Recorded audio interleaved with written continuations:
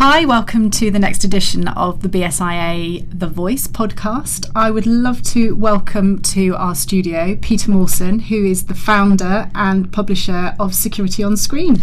Welcome. Hello Liz, thank you for having me. It's a pleasure to join you today. Absolutely, fantastic. Well, we've known each other, Peter, for a very long time, so I am so chuffed to have you here in the studio. It's a joy to be here. I have to say it's been 30 years I think I've been around the U&D industry. It's pretty much since you joined. I've not been in the industry that long. I've been in it 20. Oh but, dear, yeah. it's showing my age now then. Yeah. But no, that's quite a phenomenal amount of time. This is my 31st year in security. Wowzers.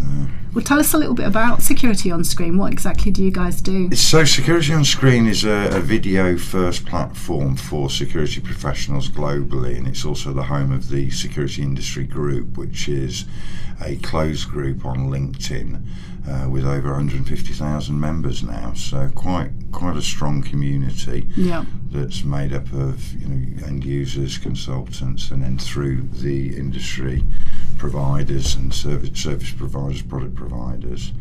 So we're all about making news accessible and easy to absorb, and to offer news in a format that we think people want to consume it nowadays, versus the more traditional publications that exist.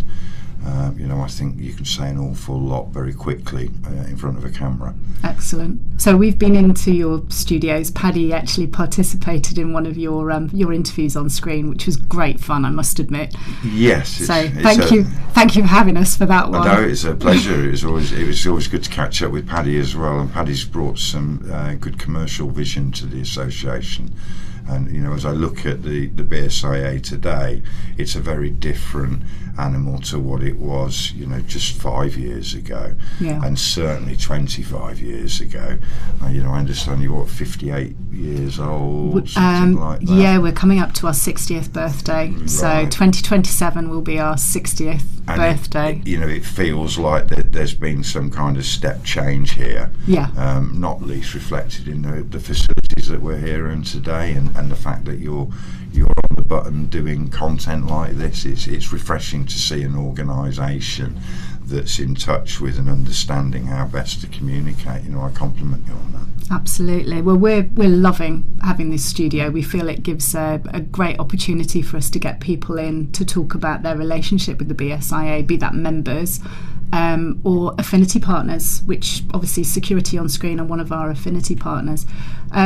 Tell us a bit about why you feel it's important for you to be involved. So from my side as a publisher and with an audience, there's a responsibility to keep that audience up to date with good qualified information. We get a lot of press releases from manufacturers, but very often, as I'm sure people will appreciate, that's a manufacturer championing a product because they want to sell a product or a service.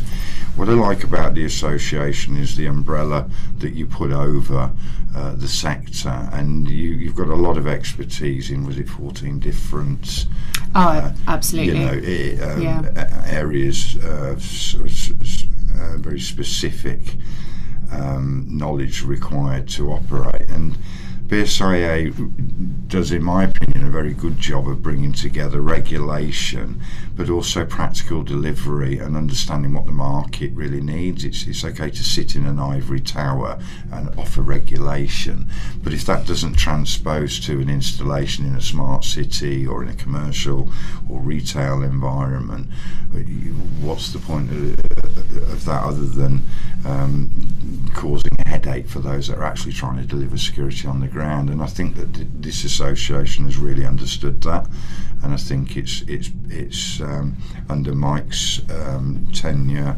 certainly it feels like it's a lot more accessible than it has been, and for that reason I was really pleased to respond to actually John McGaskell, your export director.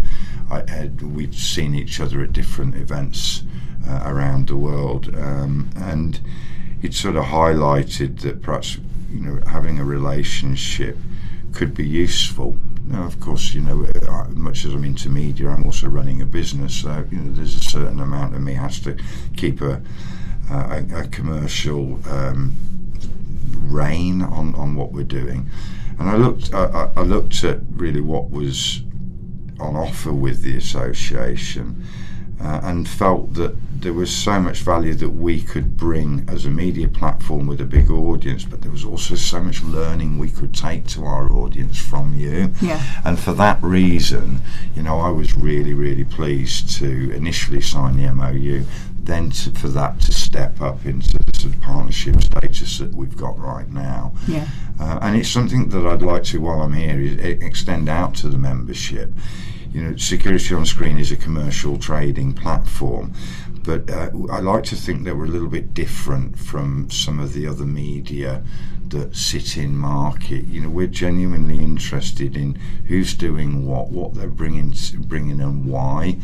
And we want to support companies that recognise the need for professionalism and regulation, which is why I was delighted to align with the association, because your members tend to be the top echelon of companies, and they're certainly forward-thinking organisations, and I would hope that they will see the synergy in what we offer and the reasons why you as a team have partnered up with Security on Screen, and take advantage of what you've created, because what you've got is an open door as a member to speak with either me directly or our editorial team.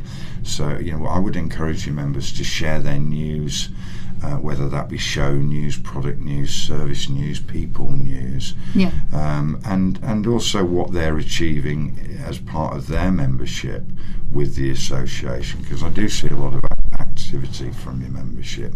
So you would be happy, say, on LinkedIn, which is an extremely popular platform for our industry, if our members tag Security on Screen? Absolutely. That would be a great way for them to then tap into your platform, for you to be able to share their news as well. Absolutely, so, we would do. Because we encourage them to tag the BSIA as well, because obviously we've got great platforms, and it's such a powerful way. Really strong audience here, and again, I think that's testament to the marketing team that's been in situ for some time here, and not least by your own efforts as you've joined the team. What is it, nearly a year now? Just coming up to a year. Well, I take my hat off to you, because you've achieved a lot in a year. Thank you. I know that you've been underpinned by some very solid marketeers, which is testament to what you're doing. And I feel that we want to support that further. So if your members have got news, maybe they feel uncomfortable coming to us direct. That I think a lot of companies' perception of media is, if we start talking to the media, there's going to be a commercial ask or gain required. We're not like that. We're not a pay-to-play organisation. We genuinely enjoy supporting companies that deserve to be covered and are doing the right things. So if they're part of your organisation, then they've ticked that box for us. Excellent. So we would actively encourage them to tag us in, let us share the news for them as well. Brilliant. And between us, we can get that news out to everyone. Absolutely. You mentioned about John. So obviously John, our export director, has been supporting, as with the BSIA, Intersec for many years. You are the king of Intersec. I mean, it's for been as long as I've known you, you've been doing the Intersec show out in Dubai. How's it all going out there? It's going really well. I just did my 25th Intersec. Wow. So for me, I think I was one of the first UK media people to sort of get their head around the Middle East back in 2002, 2001. Around that sort of time, when I had an active interest in Security Middle East magazine, which at the time was owned by the then owner of Intersec. So I've grown up in that region through Intersec, and a lot of the relationships and reach that I've got there are off the back of the work that I've done to help promote that show, and certainly from attending it for so many years. My relationship with Messe Frankfurt continues to deepen. We've just finished yet another year of being their official video content provider. Brilliant. Where we produced 91 minutes of content that achieved 1,034,000 views across 13 videos. So that gives you an idea of what we're actually delivering when we're at a trade show. Yeah. And that's opened doors now for us to be in Saudi at the event. They have coming up there in October, which I understand. BSIA involved, there. yeah. So that another opportunity there, for another touch point really for members to make themselves known. Yeah. And we'll have cameras there as we do in Dubai. So we mix our content up. Some of the content that you see from us at trade shows is commercial and commissioned. Some of it is pure editorial content that we feel that we want to cover regardless of any commercial agreement. Just sort of anecdotal absolutely footage. Absolutely. There are fields in the UAE that are affected by the fighting that's going on and the war that seems to have escalated extremely quickly. I'd like to compliment, really, while I have the opportunity, the Emirati government for the calm response that they're giving. Because of the work that I'm doing in media, we're seeing an awful lot, as everybody is. The world is opened up now visually, and to something as horrific as a regional war. So I think everybody feels like they're in touch with it. We're doing a lot of work with companies that are proactively trying to support people in region that need immediate help. So one of our members, we on our platform, Global Situational Awareness, for example, we're supporting them by they're releasing reports twice a day that are offering updates as to what's going on across the region. And that's an example really of how we utilise our own members. We have a membership opportunity on our platform as you guys do. It's when me and the team can really sort of work our audience and give them the information that's current and relevant right now. Yeah. And we can cherry pick really from the relationships that we've got as to who's able to give us the best information to output. So we're doing that on a practical level, but I think the calm response that I see from the Emirati government just reminds me that I know Dubai doesn't suit everybody. For me, it's a city that I love, and the Emirates is something that I've sort of, as I say, grown up with. But they seem to be doing extremely well at looking after people, and that's one of the drivers that gets me out of bed every morning. So I didn't think probably 30 years ago that I was going to be carving any kind of ground in the Middle East, but actually, in some regard, it's been the making of me. Yeah. And continues to develop and grow, and Security on Screen is growing very rapidly across the region. Delighted to be invited to the World Police Summit Strategy meeting that was held recently. So that's sort of outside of Intersect. The Dubai Police produced a summit which is now in its 5th year and has been accepted globally, with something like 158 countries, I think, represented from senior police level. So that's quite interesting, quite challenging. This year we're looking to step that relationship up. So not just cameras, but perhaps getting more involved in the delivery of the conference and some of the other things that run alongside that summit, which again further locks us into the region, which I'm very happy about. It's a territory that I enjoy massively. It's making you very happy. It does. Brilliant stuff. Talking about trade shows, we've got the big one coming up for the UK. We have the UK TSC event coming upon us at the end of April. The BSIA obviously will have their members lounge there, which I can't wait for this year. So you will obviously be there filming. We will, and it sounds like the members lounge would be a great place for us to invite BSIA members to come and share their show news with us, come and have a chat if they're looking, if they're not exhibiting and they want to just meet up. I'd be more than happy to do that. It's a very welcoming coffee stand that you've got. We've got the business this year. Yes. So yeah, we've gone all out this year. So I'm really looking forward to hosting our BSIA lounge. So yeah, that would be perfect. So if we say to people, and we can put this in the content when this one goes out, just to get in touch. They can get in touch with us, or they can get in touch with you if they'd like to sort out an appointment just to come and meet up with you. So if you're a BSIA member, absolutely, they can come and have a chat, or if they're exhibiting, to reach out and you'll go and see them on their stand. Yeah, absolutely. That's what we're all about, really. So, Security on Screen comes into its own an event. We're about capturing what's going on the ground. We tend to work to a policy of film edit and release while the event's going on. So you actually do it. We'll be on site with editors working away. So we'll probably do 6 to 10 interviews a day. And those are produced on site and released on the day that they're filmed. Brilliant, that's incredible. Well, we can give you coffee, and I can promise you biscuits. You can certainly a few minutes to sit down. Yeah, that'll work for me, Liz. Thank you. Fantastic. Well, I'm really looking forward to it. I can't wait. We've only got a few weeks now, and that will be on us before we know it. So. Yeah, it will. And this year we're working.